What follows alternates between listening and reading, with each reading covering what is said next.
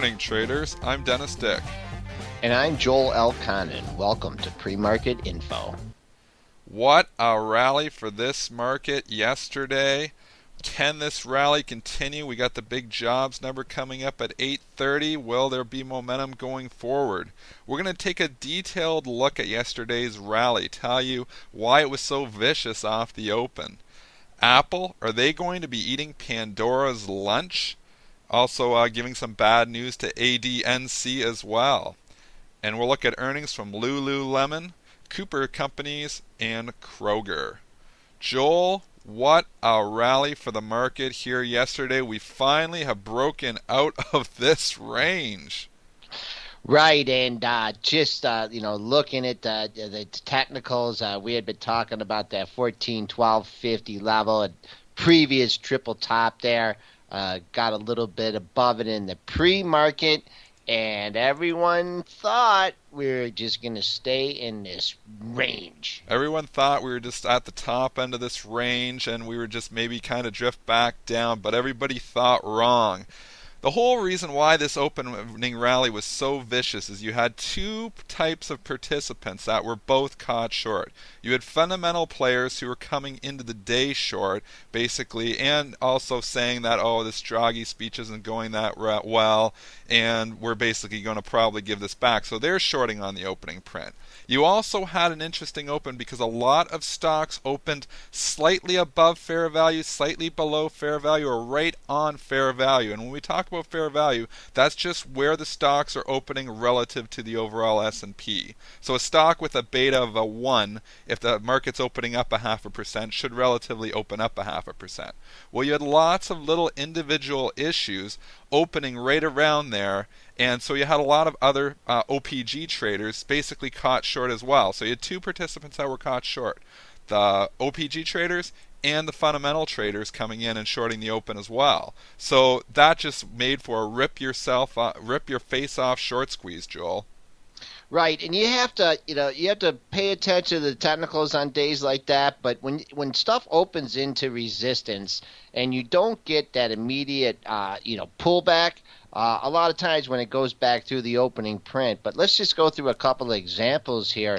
ExxonMobil had a quiet few days. You did get a gap up in XOM, but it opened 4 cents from its low. Yeah, a lot of stocks open right near their lows, and this is the tip-off. When you see a lot of stocks and you just start scrolling through your main ones, I think if you look at your big 10, 7 or 8 of them open within a nickel of their low, and then all of a sudden they start to spike up. They start to pull back. You don't start to see a serious pullback. You can be pretty guaranteed there's a lot of people probably caught short, especially since the action's been so muted too. You get this big gap up 50, 60, 70 cents on a lot of stocks, and everybody's licking their chops thinking, oh, it's going to come back in. Not so fast. Too many people on one side of the market. Too many people short this market, and the rally just continues, and those traders get squeezed. I actually got short a couple stocks on the opening print too. I was quick to realize that I actually sent you a message there too. I'm like, this market's not going to pull back, is what I sent to you there, Joel. You can remember right after the open. And I covered all my shorts.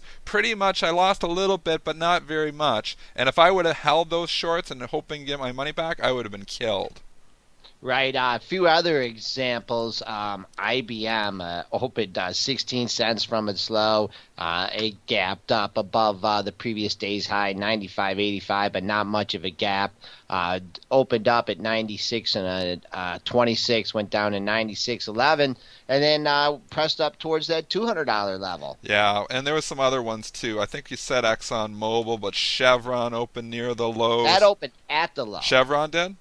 Yep, yeah, right at the low. So here you are, opening right into this resistance. Everybody's like, oh, what a setup. Well, not when it's opening right at fair value, and then boom, when it takes it out, it often does give you a chance. It'll pull back a little bit, sometimes maybe give you an opportunity to scratch a trade, but as soon as you see, even Procter & Gamble was the same thing. I think it opened right at the lows. You had so many stocks just opening at or near the lows, and then they just took off, and there was really no pullback, and that's what this market does, and that's what the high-frequency traders do. They feel out short-term price demand, and all the demand was in the same direction. That was up because everybody was already short on that opening print. How do they do that? do they do that? How They do can they just trade? read the. Like, I mean, even myself, you can read the opening volume, the opening print from the opening volume. So if something opens with like 1 million shares, and you can pretty much guarantee if it's opening slightly above fair value, you know there's quite a few people caught short it, and it's only traded, and we've been saying, the liquidity right off the hop is pretty low. So if it's only traded, 50,000 shares 5 minutes after the open, you'd be pretty sure there's still some people that have those opening trades on, and if the things was opening at fair value or above fair value, they're probably short. So you don't even have to be a high frequency trader to read that tape, but they have algorithms. The algorithm does it all. It's figured that out. Maybe it takes me 2 or 3 minutes to manually figure it out. They've got to figure it out in a split second that everybody's short this market, and they will drive it higher on you, and that's exactly what happened. One stock that also opened up at its low and finally broke out of its doldrums. Microsoft just opened up Yeah, 11 cents, ran. ticked down another 4 cents, and then it went through that 31 level. It just blew through there. So that's a very good sign for the market and for Microsoft here, finally breaking out of that nauseating 30 to 31 range. Just so much momentum it had going into that, obviously, as it's running at that 31, and it took it out finally getting over 31. Obviously, on a pullback now, that 31 probably becomes support. We do have this jobs number coming up here in just about 20 minutes here. Obviously, you've got still participants, I think, that are short this market. So I think if the jobs number, obviously, if it's really terrible, maybe they sell it off. But I think if it's just mediocre or good, I think this rally is sustainable. I think it could continue. If you go and I was doing the numbers last night on the S&Ps, and it's so you get lulled into complacency because things stayed in a tight range for so long, and I was looking at the spread on the numbers, and it was getting down to like 15, 20 points. I'm like, this is ridiculous. Yeah. So I started to do them yesterday, and we are starting to get into like a vacuum area here, and I just hazard to say here, there is resistance in this market, but I really see the next major resistance point is how 1446.75, and that's not far away from here. A lot of the area that we're going into now, believe it or not, is part of the vacuum area that this market went through in late 2007, early 2008.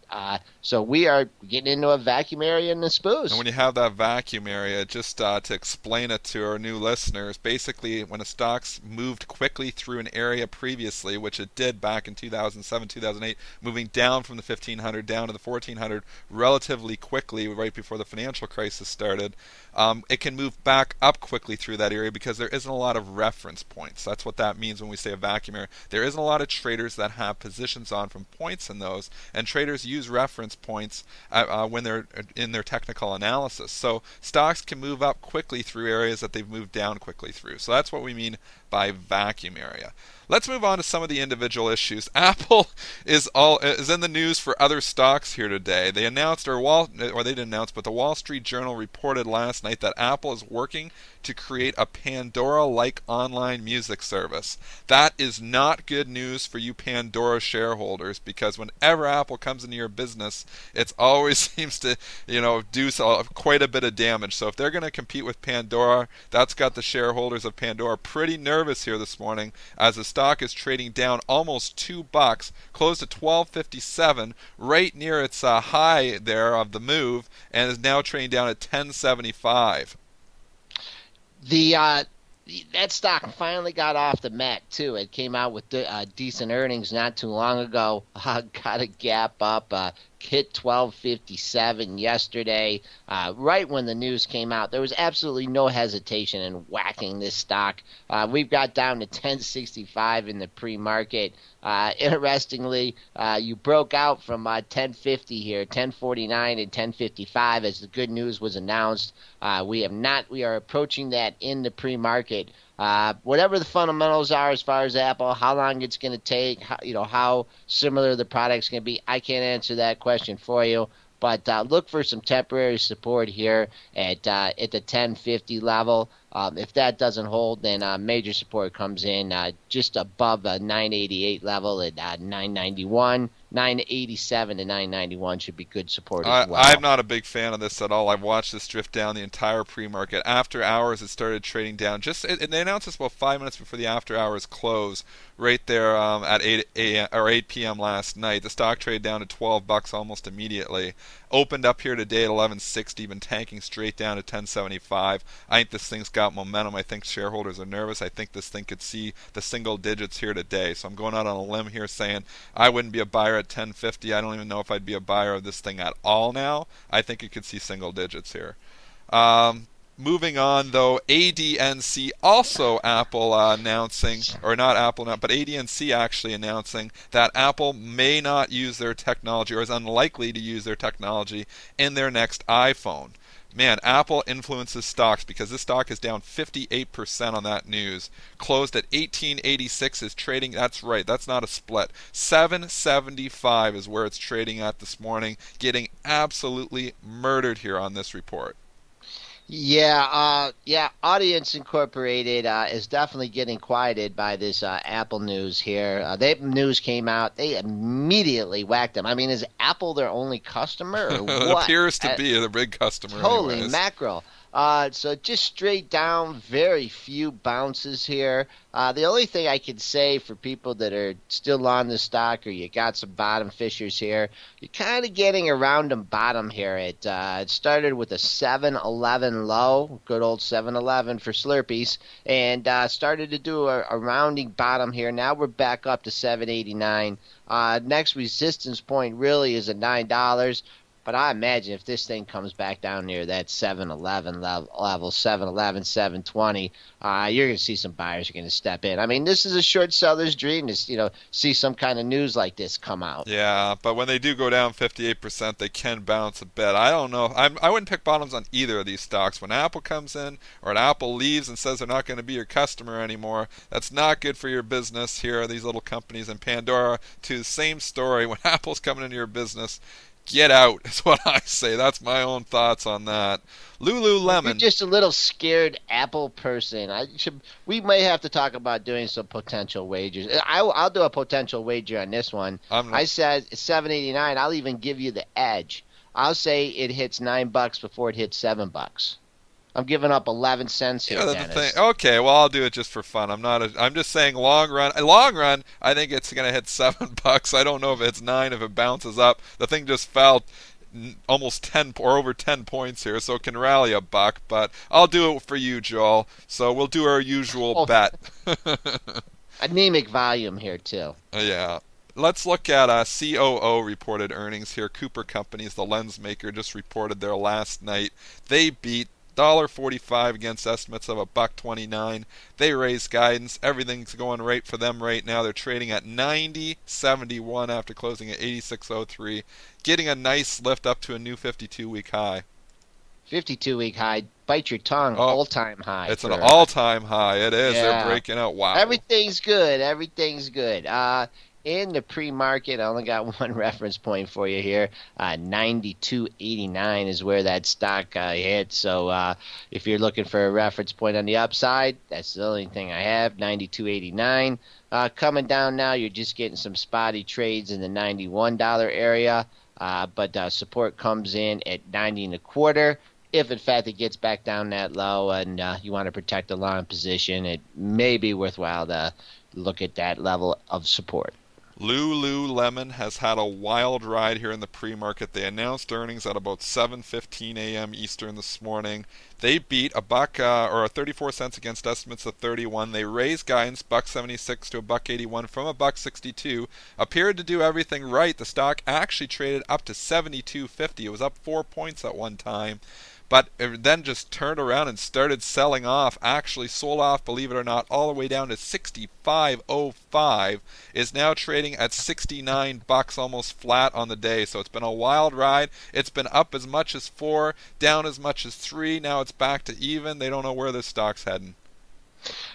When you get this kind of activity in the pre-market, I think it's almost behooves you to take a look just at the previous day's range and use those parameters, because obviously whoever's trading this in the pre-market does not know what the hell they're doing, or they're just overshooting the market on the upside and the downside. So I just use yesterday's parameters. 69.47 was the high. The stock has had a nice run up. I would look at that as minor resistance, and still really respect that 67.05 level, which was yesterday's low. Intel just announcing that they are lowering their guidance here a little bit. So Intel trading down 50-60 cents right now. That's just hitting the tape right now. So stock getting beat up here. Not good for the overall market. That's why the SPOO's just knocked down a couple of bucks here from Intel. We obviously do have the jobs numbers still coming up. That's going to be a real driver. But what's your take on Intel here, quick? Pretty decent volume. We just spiked down to 23.75 and getting a little bit of a rebound. That was an overshoot. That's a big. I mean, they've traded some good volume here in the pre-market, but this stock trades monster volume.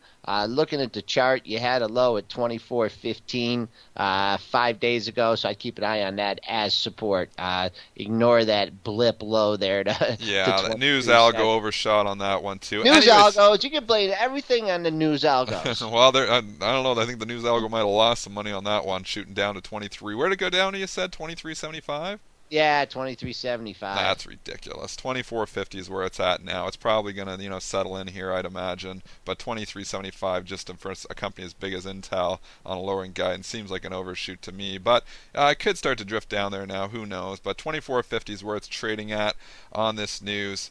We do have Kroger supposed to be reporting. Haven't seen their numbers cross the tape yet. It is trading up here in the pre-market. If they do cross, we'll let you know. We got a lot of these European banks. They're strong here again, Joel. Deutsche Bank trading up here again, 39.95 after closing at 37.61.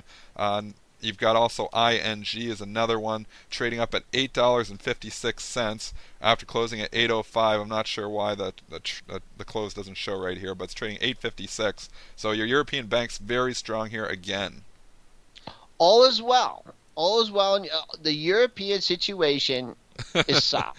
That's all I can say. It's solved. Joggy's got it solved. Yeah, Joggy's got it solved.